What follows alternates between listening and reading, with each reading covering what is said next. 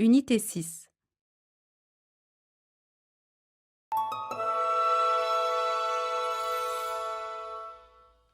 Le palais de la Casbah des Oudaya. Le palais de la Casbah des Oudaya est la première résidence royale construite par les souverains alaouites. Il agit d'une demeure fort modeste, construite avec des matériaux basiques comme la pierre et la boue. Son architecture est simple et sobre et ressemble à la typique maison marocaine avec ses portes sous forme d'arc et les multiples poutres qui portent les toits de ses vastes salles. Maintenant, il est le musée national des bijoux. Il contient une collection de bijoux anciens et sert aussi de salon de réception, car son principal point fort est le jardin des Aoudaya qui se trouve au centre du palais. Ce jardin, à l'origine de type andalou, ressemble plus aujourd'hui à un jardin à la française.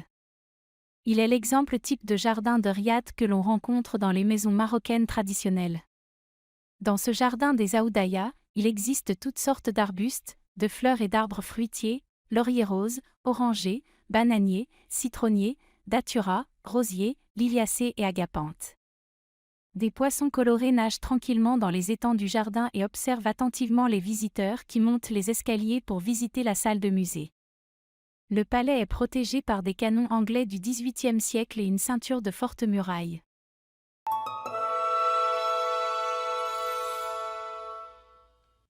Le palais de la Casbah des Oudaya. Le palais de la Casbah des Oudaya est la première résidence royale construite par les souverains alaouites. Il agit d'une demeure fort modeste, construite avec des matériaux basiques comme la pierre et la boue. Son architecture est simple et sobre et ressemble à la typique maison marocaine avec ses portes sous forme d'arc et les multiples poutres qui portent les toits de ses vastes salles. Maintenant, il est le musée national des bijoux. Il contient une collection de bijoux anciens et sert aussi de salon de réception, car son principal point fort est le jardin des Aoudaya qui se trouve au centre du palais. Ce jardin, à l'origine de type andalou, ressemble plus aujourd'hui à un jardin à la française. Il est l'exemple type de jardin de riad que l'on rencontre dans les maisons marocaines traditionnelles. Dans ce jardin des Aoudaya, il existe toutes sortes d'arbustes, de fleurs et d'arbres fruitiers, lauriers roses, orangers, bananiers, citronniers, datura, rosiers, liliacées et agapanthes.